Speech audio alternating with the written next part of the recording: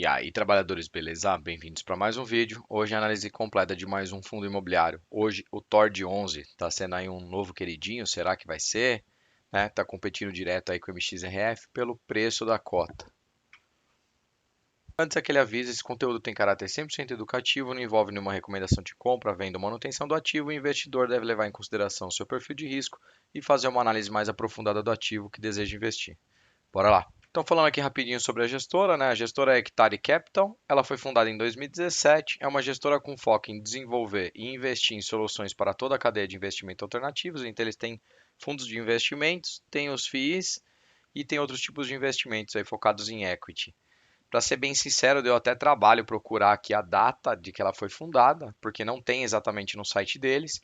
E eles não trazem muitas informações de, por exemplo, quanto eles têm de grana em gestão, né, de dinheiro sobre a gestão deles e tudo mais. Então, sendo bem sincero, o site deles é bem complicado ali, muito chato de procurar as informações, diferente dos demais, né? Porém, é uma gestora muito nova, acredito que eles podem melhorar isso daí e pegar alguns benchmarks no mercado para fazer esse ponto.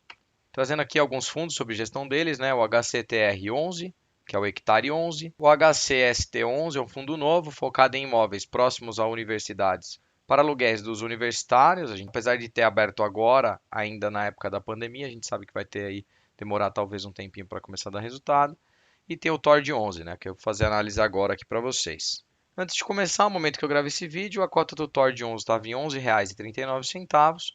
Então a data aqui de 5 de março. O P sobre o VP dele está em 1,07, até aceitável, vamos dizer assim, né? Para um fundo de papel, aí ele é maioria papel, né? Em CRI. Mas antes de começar aí a análise, peço para vocês, se vocês não são inscritos no canal, se inscreve no canal, já deixe seu like nesse vídeo para ajudar o canal a empurrar esse vídeo para mais pessoas e mais pessoas ver a análise do TORD 11 e ativa o sininho para você receber todos os conteúdos novos que eu trago todas as semanas aqui no canal. Bora lá? Então vamos começar aqui pelo objetivo do fundo, né? O objetivo dele é proporcionar para os cotistas através de valorização e rentabilidade das cotas no longo prazo, por meio de investimentos de ativos imobiliários, oferindo rendimentos também e ganhos de capital advindo deles. Então, o foco dele grande é em valorização da cota e trazendo altos rendimentos através de investimentos de empreendimentos, investimentos mais arriscados e também aluguéis vindo aí dos CRIs e dos FIIs que ele vai investir.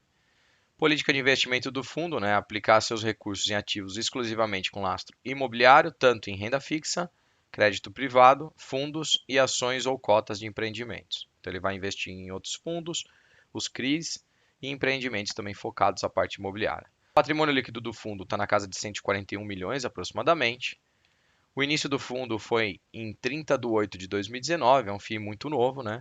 A gestora é Hectare Capital e a administradora é a Vortis. Ele tem uma taxa de administração escalonado, de acordo com o valor de mercado, não o valor patrimonial, de 1,5 ao ano até 0,95 ao ano. Eu acho uma taxa razoavelmente elevada, mas é um FII de gestão ativa e que busca elevados retornos aí. Vamos ver aqui na análise como ele se comporta. Taxa de performance de 20% do QCD e IPCA mais 4%. Eu não gosto muito dessa parte também, né? Desse ponto da taxa de performance relacionada a IPCA mais 4. Estou achando que é uma taxa relativamente baixa, né? Deveria colocar alguma coisa aí mais desafiadora, mas é meio comum de mercado a gente ver isso daqui. Classificação dele, ele é classificado como híbrido, né? Porque ele não investe só em crise, em outros fundos imobiliários, em empreendimentos, e a gestão dela é ativa. Então, agora em fevereiro, o gestor traz aqui que ele pagou os proventos na casa de 0,12 por cota, foi um provento elevado, né? E ele traz esse daí resultado do mês de fevereiro e resultado com sobras aí de janeiro que não foi distribuído. Esse 0,12 representa um dividend yield de 1,15 sobre a cota patrimonial, né? Não sobre o valor atual, que é um dividend yield elevado. Ele está levando aqui em consideração a cota patrimonial de R$ 10,41. Então ele traz aqui, né, desde sua estreia aí no mercado, que foi em abril de 2020, ele distribuiu dividendos equivalentes a 17,6% de seu patrimônio líquido médio. Então é um dividend yield muito elevado aí, considerando fundos imobiliários, então o risco também é muito elevado, eu vou mostrar para vocês. O resultado dele em fevereiro foi um resultado contábil negativo, eu vou mostrar agora para vocês, e ele leva em consideração muito esse resultado pelo aumento da taxa da NTNB, que afeta a marcação de preço a mercado dos ativos indexados a IPCA e resultam na redução do preço unitário dos CRIs. Então ele teve uma redução no preço unitário dos CRIs que impactou ele. Porém, vou mostrar para vocês aí que a situação não é só essa que impactou o fundo, né? A adesão dos cotistas, ele traz aí que está crescendo bastante, muito, na minha opinião, atrelado ao preço da cota, né? É um preço perto do MXRF. Porém, vale lembrar, né? A gestora é hectare, é uma gestora nova, igual eu já comentei para vocês, diferente do MXRF, que era a XP, que impulsionou bastante um crescimento rápido aí do fundo. Mas mesmo assim, ela também está trazendo aí um crescimento elevado, aqui subiu em quase 40%, né, em relação ao mês anterior, o número de cotistas, fechando aí na casa de 36.337 cotistas. Ele fala um pouco aqui das aquisições e aportes, né, que foi relacionado à terceira emissão também da cota. Vale um ponto ressaltar aí nessa terceira emissão, um ponto positivo para a gestora, eles alocaram muito rápido o recurso, apesar de fundos imobiliários de papéis alocar rápido, eles alocaram muito rápido, é um ponto positivo aí. Porém, a gente tem que ver se foram boas alocações, né? Então ele traz aqui que tem algumas aquisições e aportes do fundo em um CRI subordinado também, então esse é um ponto para mim negativo. Lembrando, né, o CRI subordinado, só para quem não sabe, ele é o último da cadeia a ser pago se der algum problema. Então, isso para mim é um ponto negativo porque aumenta o risco em relação a isso. Com desconto de 65% do valor. Por isso, né? Ele comprou com 65% do valor e com uma taxa de juros de IPCA mais 30% ao ano, que é muito elevado. Isso está tudo atrelado à parte de ser subordinado e ao risco elevado, na minha opinião. Ele aumentou a posição dele no CRI GPK Senior. Ele tem alguns aportes pontuais que ele traz aí em cima de equities, que são os empreendimentos que ele investe, e alguns fundos já presentes na carteira. Então, em fevereiro, ele iniciou a quarta emissão de cotas do fundo. Apesar de ser um fundo novo, ele está fazendo uma emissão de cota atrás da outra. Com o fechamento no dia 18 de 2 de 2021, né, que foi o fechamento. E aí ele traz aqui um fato da proporção que foi de 1,04, ou seja, ele vai dobrar o tamanho do fundo, né? A intenção dele é dobrar o tamanho do fundo. E o preço unitário por cota era de 10,60, representando um financeiro de 150 milhões. Então, o valor patrimonial do fundo está nessa casa aqui de 141 milhões. Ele vai trazer, a ideia dele com essa quarta emissão é trazer mais 150 milhões. Ele vai mais que dobrar o patrimônio do fundo. Ele traz aqui alguns pontos sobre o equity dele, que tem uma representatividade boa, que é o Onda Praia Resort, que está com 97,13% de entrega das obras no mês. Então ele está quase concluindo ele. Ele traz o ponto que o contexto da pandemia não vai influenciar nessas obras.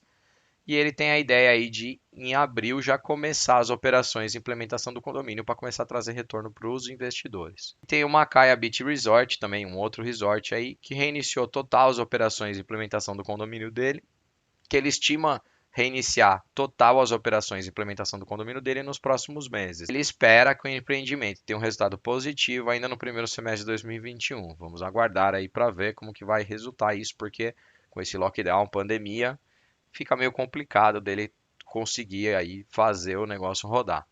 E ele traz aqui também um ponto que essa continuidade da pandemia deverá apresentar riscos ainda adicionais ao portfólio de equity dos empreendimentos dele. A gente já falou aí, alguns deles são em cima de resorts, né? E que isso pode acarretar alguma mudança no plano dos negócios do fundo. Então, eles podem fazer alguma movimentação, a gestão é ativa. Demonstrativo dos resultados dele, o mês de fevereiro, ele teve um resultado aqui de investimento de 740 mil reais, porém teve uma despesa na casa de quase 600 mil reais, resultando em um caixa de 153 mil reais. Mas, fazendo os ajustes contábeis aqui dos CRIs e do fundo, o resultado contábil dele ficou negativo 300 mil reais, e mesmo assim ele distribuiu 1,6 milhão de reais para os seus cotistas. Então ele distribuiu tendo prejuízo. O que ele fez? Ele provavelmente tirou esse dinheiro de caixa e, como ele já comentou, trazendo aí de alguns adicionais que tinha de sobra ali do mês de janeiro. Para mim é um ponto bem arriscado, olhando como cotista. Falando um pouco da liquidez, né? A média diária dele é de 2,5 milhões de reais. Acredito também que muito focado por flipagem da emissão, da terceira emissão, e vai manter agora no mês de março pela quarta emissão, ao meu ver. Mas é uma liquidez razoavelmente ok. Quem tiver uma grana muito grande para colocar pode ter algum problema, né? Mas não é nada absurdo, é uma liquidez boa. Presença em 100% dos pregões e os cotistas, ele está com 36.337 cotistas. Falando um pouco aqui da alocação dele por ativo, né? Aproximadamente 50% está em CRIs, 15% em fundos de outros FIIs e 35% em equities, empreendimentos aí que eles fazem. Os indexados dele, 38% está em PCA, 11% em GPM e 50% em variável. Isso aqui é um ponto diferente, né? A gente não está muito acostumado a ver, mas como ele tem toda essa parte de empreendimentos e outra parte, fica em cima do variável aqui. e ele traz o status dele que aproximadamente 70% do portfólio está performando e 30% não está performando. Por isso também impacto no resultado negativo, na minha opinião. Então, começando aqui pelos equities, né, que representa ali uma boa parte do fundo, ele tem o Ondas Praia Resort e o Macaya Beach Resort. Os dois foram adquiridos no ano de 2019, foi colocado um saldo aí investido numa grana boa e até agora eles não trouxeram nenhum retorno, né? Então, para mim, é uma opinião já que eles trazem um risco bem grande em cima dos equities, podendo trazer um grande retorno, mas até agora, nada. Os fundos imobiliários que ele investe, na verdade, ele investe só em um FII que é da própria Hectare, o HCST11, que ele é focado em moradia estudantil em locais próximos às universidades, que a gente sabe que com a pandemia é um impacto muito grande. Né? Na minha opinião, ainda vai demorar um pouco para ele começar a trazer algum resultado aqui, porque ninguém está indo para as aulas presenciais, principalmente em faculdade, está muito em AD. O fundo iniciou aí, abriu na bolsa para ser negociado esse fundo em 25 de novembro de 2020, então também é um fundo extremamente novo, que também traz um risco grande, na minha opinião. E aí ele tem mais dois equities aqui, que é a Ankara Distressed, que é o quê? O objetivo deles é comprar imóveis com alta liquidez e com preço bem abaixo do valor de mercado, de pessoas, né, vendedores que estão em situação de estresse aí, pessoas que estão querendo se desfazer do imóvel para ontem. Também é um ponto bem arriscado, né, na minha opinião, porque você pode acabar comprando e demorar, e outro ponto aí de talvez comprar algum imóvel que pode trazer um lucro, mas qual o tempo que ele vai conseguir vender? Tem essa parte de lote, né? São loteamentos aí no interior de São Paulo para trazer um retorno para o fundo, que também é uma parte de risco, né? Então você compra, ainda tem toda a parte aí de desenvolvimento, construção, obra, leva um tempo, e depois achar aí investidores para comprar ou alugar. Falando então agora da parte dos CRIs, né? Eu vou passar bem por cima aqui até a tabela. Então a gente tem os CRIs aqui subordinado, ó, subordinado. Então são alguns CRIs. E outra, as taxas são bem elevadas, GPM mais 18, GPM mais 20. Então com ratings baixo, né, que isso também, na minha opinião, é um risco elevado. Então IPCA mais 8, mais 11, rating também relativamente baixo. Subordinado com rate baixo, IPCA mais 30 ao ano. Então ele vem bem forte aí, ó. Um aqui com série única, outro subordinado, um sênior, resto subordinado. Então, olhando aqui a tabela, né? Vou diminuir aqui para mostrar para vocês a tabela. Então, a gente vê aqui que a grande maioria dele é subordinado. Então, de 13 CRIs que tem na tabela aqui, 9 são subordinados. O que significa isso? Que se der qualquer problema nesses CRIs, ele é o último a receber. Então, se você é cotista, minha sugestão é entrar em nível de detalhe de cada CRI, se você quer tentar entender mais sobre o risco e quer investir no fundo. E tem um ponto aqui para mim que também é relevante, é a inadimplência acumulada. A gente vê que tem bastante inadimplência acumulada aqui dentro de alguns CRIs e eles são subordinados, né? Traz aquele ponto que se ele não pagar, como é que fica? Ele é o último, né? Então, sobre a análise dele, na minha opinião é isso, ele é um FII com risco muito elevado, então ele está pagando dividend yield alto, mas é um risco bem elevado, na minha opinião não vale a pena. Mas isso não é nenhuma recomendação de compra, venda ou manutenção do ativo, você que deve tomar a sua decisão em cima dessa análise. Comenta aqui embaixo o que você achou da análise, o que você acha do FII e se você é ou não cotista. Então bora para o resumão. Ele é um FII de papel, né? E é um FII novo, então ele tem aí poucos anos. A gestora também é nova, então também tem um risco para mim atrelado a esse ponto. Ele tem um risco muito elevado em todas as frentes de investimentos, como eu mostrei agora na análise para vocês. Então, na parte de equity que ele investiu, que são os empreendimentos dele lá, e até agora não começou a dar resultado. Óbvio que ainda estamos em pandemia, tem alguns resorts, mas é um investimento muito arriscado. O fundo imobiliário que ele investe é um fundo da própria gestora, também com risco, na minha opinião, elevado, ainda mais com o momento que nós estamos vivendo hoje, que é focado em aluguel de imóveis aí para estudantes. Também tem a parte de loteamento, que também é um investimento arriscado na parte de equity. Tem aquela parte de comprar outros imóveis para aqueles inquilinos que estão enforcados, né, os donos que estão enforcados, para comprar bem mais abaixo e vender acima ali no valor de mercado. Para mim também é um risco enorme. E os CRIs dele a gente já viu lá que é um risco enorme. Ele é o último a receber dentro da cadeia dos CRIs se tudo der problema, né? De 9 de 13 CRIs que ele mostrou lá, ele tem esse problema. E um ponto que chama minha atenção, prejuízo contábil no último mês, ele distribuiu um dividendo elevado. De novo, né? Dividend yield alto tem um risco muito atrelado em cima disso, um risco elevado atrelado em cima disso. Eu particularmente não gostei muito, dentro de FIIs eu sou mais conservador, eu não acredito de fazer um investimento em cima desses FIIs mais arriscados, né?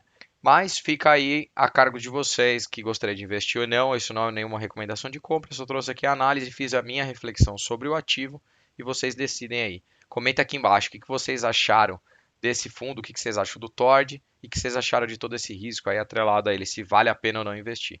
Beleza? Então, trabalhadores, se vocês gostaram do vídeo, peço que deixe seu like, que ative o sininho para receber todos os vídeos novos que eu trago aqui no canal, você receber essa notificação. E se vocês não são inscritos, se inscrevam no canal. Valeu, trabalhadores. Obrigado.